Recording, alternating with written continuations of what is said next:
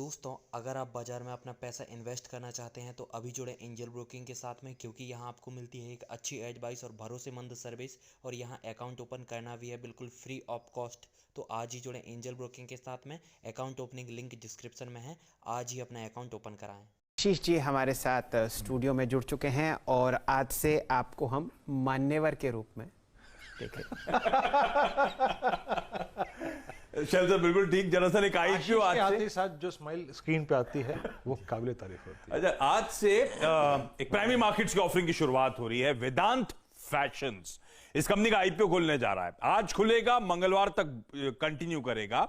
824 से 866 रुपए का प्राइस बैंड, ₹1 की फेस वैल्यू वाला शेयर, 3150 करोड़ रुपए मोबिलाइज करने आ रहे हैं और इंटायरली एक ऑफर फॉर सेल है, यानी कि करंट शेयर होल्डर्स अपना स्टेक रिड्यूस करेंगे। तो ये जो 3150 करोड़, 3149 करोड़ रुपीस दरअसल टू बी प्रिसाइज, तो 3150 करोड़ का 50% जो है वो प्रमोटर्स अपना स्टेक रिड्यूस करेंगे। 92% पे है, रिड्यूस करके 85% पे करेंगे। और बचा हुआ 50% जो है दरअसल पीई फर्म है केदारा, वो कंप्लीटली एग्जिट करेगी। उसका इस समय 7.5% हिस्सा है, वो सारा चंक अपना बेच रहे हैं। ये कंपनी अपर एंड पे करीब 20,000 करोड़ रुपए का मार्केट कैपिटलाइजेशन टारगेट कर रही है। और बिजनेस समझा देता हूं, शायद वेदांत फैशन से आपको समझ में नहीं आया होगा, लेकिन ये कंपनी इस देश की लीडिंग या कहा जाता है largest men's Indian wedding celebration wear वाली कंपनी है। इसके ब्रांड से शायद ज्यादा क्लिक हो। एस्टैब्लिश ब्रांड्स हैं जिसमें मेंस में मान्यवर है जो मिड प्रीमियम सेगमेंट को टारगेट करता है। इसके अलावा त्वमेव और मंथन करके वैल्यू प्रीमियम ब्रांड्स हैं, और विमेन ब्रांड्स में मोहे है जो कि एक और मिड प्रीमियम सेगमेंट को टारगेट करने वाला। तो दरअसल कुर्ता, शेरवानी, जैकेट्स और एक्सेसरीज वगैरह बनाने का काम। पर लार्जली जिससे हम जानते हैं इस कंपनी को, मान्यवर, FY21 में कुल रेवेन्यूज का 84% वहां से आया, और इस कंपनी की large part of the revenues franchise owned exclusive business outlets, EBO जिसे हम कहते हैं, वहां से आती है। 1.2 मिलियन स्क्वायर फीट का retail footprint, 535 exclusive business outlets 212 शहरों में इस देश के, इंक्लूडिंग इसके साथ साथ जोड़ दीजिए 11 EBOs जो कि US, कनाडा और UAE में। फाइनेंशियल्स आपकी स्क्रीन पर आएंगे। FY16 से FY20 के बीच का आय में 16%, इबीटा में 27% और लाइकवाइज मुनाफे में 27% का CAGR। FY18 onwards net cash company, 17 शेयरों का लॉट, एक लॉट के लिए 14,722 रुपए शेल आउट करने पड़ेंगे। ये कंपनी लाइकली है, कैलकुलेशन कहता है 16 फरवरी को लिस्ट करेगी, और वैल्यूएशन के हिसाब से 100 के पीई के ऊपर। पर इसके महंगा, और लेकिन इसके सारे पीयर्स शेल सर देख रहा था FY22 एक साल फॉरवर्ड, सब ऐसी इतने महंगे, वो पेज वगैरह सब ऐसे ही ट्रेड करते हैं। पेज के पीछे से तो बहुत तगड़ी परफॉर्मेंस हम लोग पिछले 15-1 साल से देख रहे हैं। उसके रिटर्न रेशियोज जाने जाते हैं जी, बिल्कुल।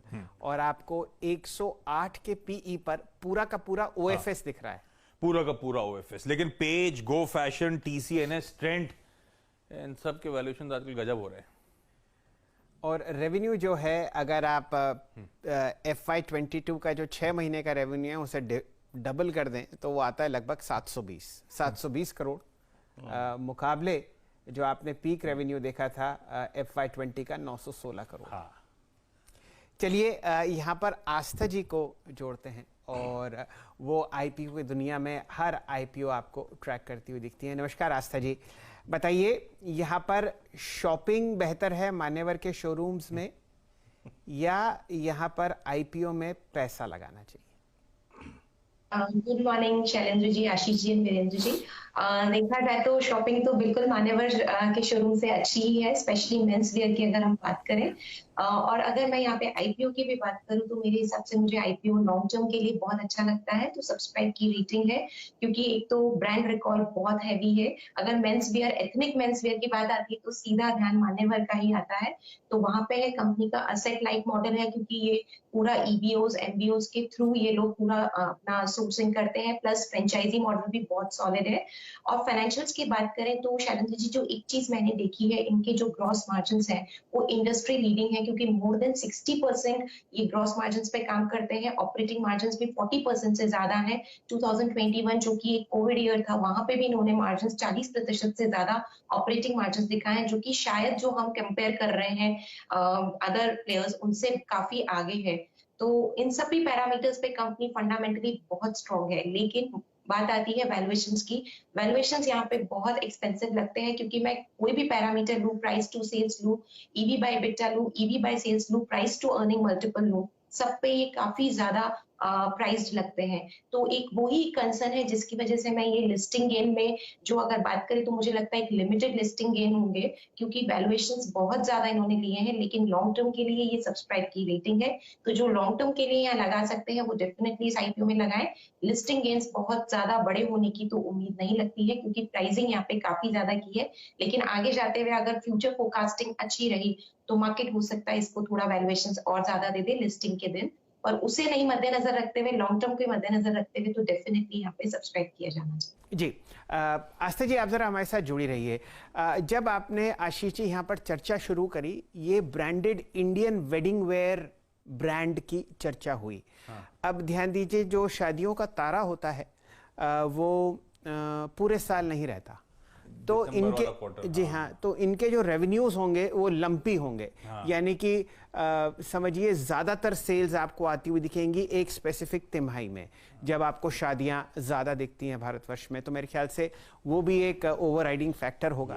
और इस वक्त आप देखिए बाजार ज़रा असमतल है, और यहाँ पर आप OFS ला रहे हैं पूरा।